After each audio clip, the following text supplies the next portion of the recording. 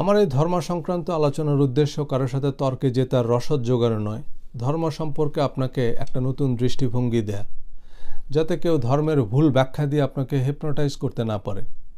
কথা বলছিলাম আমার সহকর্মী নোয়ার সাথে।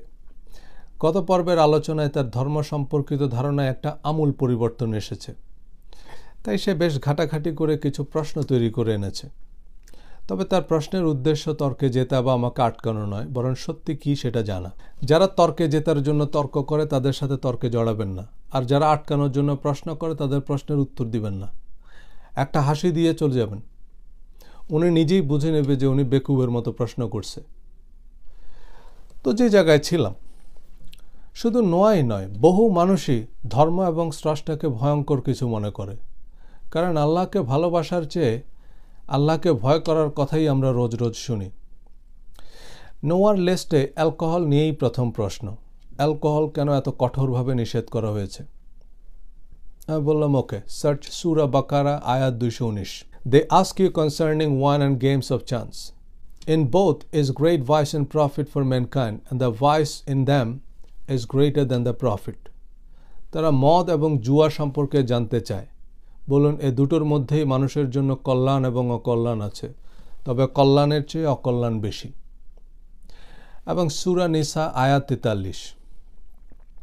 O you who have believed, do not approach prayer while you are intoxicated until you know what you are saying. নেশাগ্রস্ত অবস্থায় প্রার্থনার কাছাকাছিও এসো না, যতক্ষণ না তোমরা বুঝতে পারছো তোমরা কি বলছো। এই দুটি আয়াত থেকে পরিষ্কার যে অ্যালকোহল আমাদের জন্য আল্লাহর অপছন্দ, কিন্তু তিনি অ্যালকোহলকে অচ্ছুত বা অ্যালকোহলিকদের লাথি মেরে চাঁদের দেশে পাঠিয়ে দিতে বলেননি। এখন এই অ্যালকোহল আমরাও নিশ্চয়ই আমাদের সন্তানের জন্য অপছন্দ করব। নোয়া বলল, অফকোর্স। আর অ্যালকোহলের উপকারের চেয়ে ক্ষতি বেশি আমরা সবাই জানি। খোদ আমেরিকার সংবিধানের 18th অ্যামেন্ডমেন্ট ছিল অ্যালকোহল নিষিদ্ধকরণ নিয়ে, এবং আমেরিকায় অ্যালকোহল পুরোপুরি নিষিদ্ধ ছিল 1920 থেকে 1933 সাল পর্যন্ত। তবে অ্যালকোহল একেবারে নিষিদ্ধ করার নেতিবাচক প্রভাবও পড়েছিল, তাই 21st অ্যামেন্ডমেন্টের মাধ্যমে 18th অ্যামেন্ডমেন্টকে বাতিল করা হয়, এবং অ্যালকোহল বিক্রয় বিপণনের আইনগত অনেক বিধিনিষেধ আছে, যার উদ্দেশ্য রেসপন্সিবল ড্রিঙ্কিং। নোয়া বলল, I agree with you. Okay, sex বিষয়ক কড়াকড়ি কি একটু অতিরঞ্জিত নয়? এটা তো একটা জৈবিক প্রয়োজন, কিন্তু বৈবাহিক প্রক্রিয়ার সাথে আরও অনেক কিছু জড়িত, তাই চাইলে তো বিয়ে করা যায় না। এটাকে তুমি কিভাবে ব্যাখ্যা করবে? আমি বললাম, তুমি নিশ্চয়ই জৈবিক প্রয়োজনে রেপ করা সমর্থন করবে না। নোয়া বলল, অবশ্যই না। তো তুমি নিশ্চয়ই কাউকে প্রস্তাব করবে এবং তাকে তোমার প্রস্তাব অ্যাকসেপ্ট করতে হবে। নোয়া বলল, হ্যাঁ। আমি বললাম, এটাই বিয়ে, সিম্পল। এই বিয়ের দুজন সাক্ষী থাকতে হবে এবং দেনমোহর নির্ধারণ করতে হবে, which is not a big deal. মাদ্রাসায় বহু পরীক্ষায় বিয়ের ডেফিনেশন লিখতে হয়েছিল, marriage is a contract between a man and women for having sex, এবং এটা verbal contract, not written. Now one thing led by another. সেক্সের ফলাফল হিসাবে যখন সন্তান জন্ম নেবে তার দায়িত্ব নেওয়ার ব্যাপার থাকে, বা বিয়ের সাথে সম্পদের বন্টন, উত্তরাধিকার বা ইমিগ্রেশনের সম্পর্ক, তাই বিয়ে রেজিস্ট্রি করতে হয়, কিন্তু সেটা রাষ্ট্রীয় বা আইনি বাধ্যবাধকতা, ধর্মীয় নয়। এর বাইরে সব কিছুই সামাজিক এবং মনস্তাত্ত্বিক বাধ্যবাধকতা। আমেরিকায় তুমি গার্লফ্রেন্ডের সাথে সারা জীবন কাটিয়ে দিতে পারো, তবে সন্তানের দায়িত্ব তোমাকে নিতে হবে, কিন্তু বাংলাদেশে এটা কল্পনাতীত। এবং এর কারণ সামাজিক। ধর্মীয়ভাবে বিয়ে একটা মৌখিক চুক্তি, and you can dismiss that contract verbally. আর আদিম সমাজেও বিবাহ প্রথা ছিল, নাহলে সন্তানের দায়িত্ব কে নেবে? আর এক্ষেত্রে মেয়েরা একতরফা ভিকটিম হবে। নোয়া বলল, কিন্তু একজন পুরুষ 4টা বিয়ে করতে পারবে, উপরন্তু দাসীও রাখতে পারবে, এটা কি নারীর প্রতি অবমাননা নয়? আমি বললাম, এটা নির্ভর করে দৃষ্টিভঙ্গির উপর বা এই বিধানটার এক্সিকিউশনের উপর। বিয়ে মানে তো শুধু সেক্স নয়, এর মানে দায়িত্ব নেওয়াও। 4টা নয়, কোরআনে উল্লেখিত শব্দটা হচ্ছে রুবা।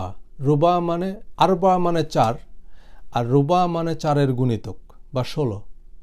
ইমাম আবু হানিফা এটাকে 4-এ সীমাবদ্ধ করেন।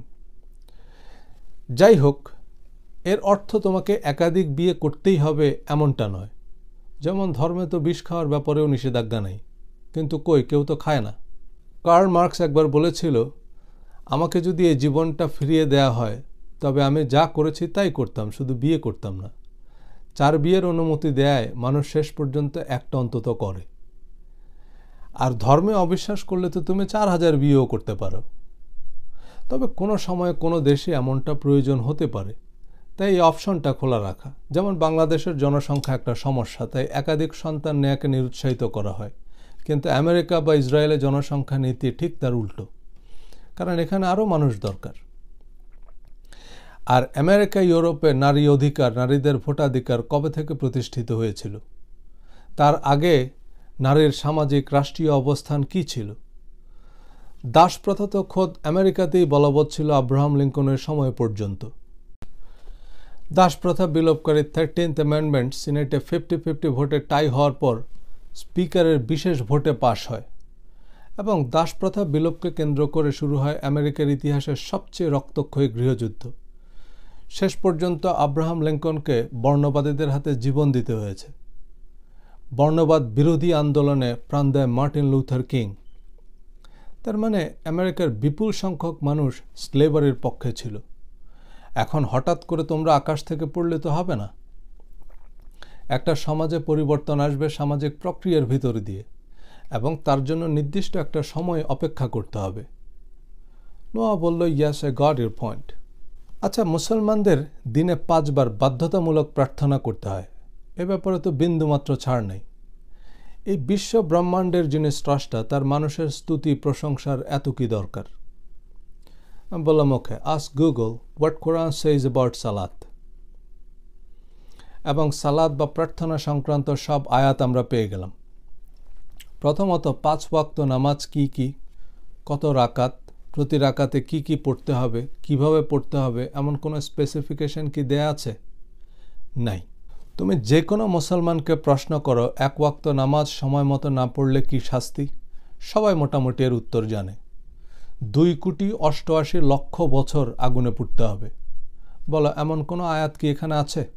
নাই। তাহলে প্রার্থনা কি এবং কেন? মানুষ প্রার্থনা না করলে আল্লাহর কিছুই যায় আসে না। কিন্তু নামাজের মধ্যে মানুষের জন্য অনেক কল্যাণ আছে। মানুষ পয়সা খরচ করে ইয়োগা ক্লাস করে বা মেডিটেশনের কোর্স করে, শারীরিক এবং মানসিক সুস্থতা, আত্মার প্রশান্তি ও বিশুদ্ধতার জন্য। মেডিটেশন এখন $1 বিলিয়ন ইন্ডাস্ট্রি। নামাজ, ইয়োগা এবং মেডিটেশনের সংমিশ্রণ। এখন এক পায়ের উপর আরেক পা তুলে চোখ বন্ধ করে রাখলেই যেমন মেডিটেশন হয় না, ঠিক তেমনি হড়বড় করে মুখস্থ কিছু জিনিস করলেই সেটা নামাজ নয়।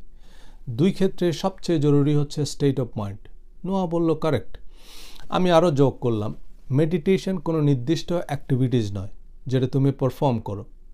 এটা একটা বিশেষ গুণ যেটা তুমি চর্চা বা অনুশীলনের মধ্য দিয়ে অর্জন করো। যখন তুমি এই মেডিটেটিভনেস অর্জন করবে, তখন তোমার প্রতিটা চিন্তা, কথা বা কাজে এর প্রভাব স্পষ্ট হবে। আর সালাতকেও চরিত্রে প্রতিষ্ঠা বা কায়েম করার কথা বলা হয়েছে কোরআনে। শরণাতীত কাল থেকেই মানুষ মেডিটেশনের চর্চার মধ্য দিয়ে নিজেকে সমৃদ্ধ করেছে, আত্মিক প্রশান্তি ও বিশুদ্ধতা অর্জন করেছে, নিজের ভিতরের অসীম সম্ভাবনাকে আবিষ্কার করেছে, নিজের কর্মকাণ্ডের উপর নিয়ন্ত্রণ প্রতিষ্ঠার মধ্য দিয়ে কাঙ্ক্ষিত লক্ষ্যে পৌঁছেছে। আলবার্ট আইনস্টাইনও বলেছিলেন, imagination is better than knowledge. সালাত সম্পর্কে কোরআন বলছে, নিশ্চয়ই সালাত মানুষকে অশ্লীল ও মন্দ কাজ থেকে ফিরিয়ে রাখে। সুতরাং যার নামাজ তাকে অশ্লীল মন্দ কাজ থেকে ফিরিয়ে রাখতে পারে না, তার নামাজ নামাজই না। নামাজ যদি প্রধান ইবাদত নাও হতো, তবুও এটা একটা উত্তম অভ্যাস হিসেবে বিবেচিত হতো। প্রকৃতপক্ষে নামাজ বা প্রার্থনা মানুষকে শারীরিক মানসিক সুস্থতা এবং আত্মিক প্রশান্তি ও বিশুদ্ধতা অর্জনে সহায়তা করে। আর একটা সুস্থ দেহ মন, একটা প্রশান্ত বিশুদ্ধ আত্মা দুনিয়ার সমস্ত সম্পদের চেয়ে দামি।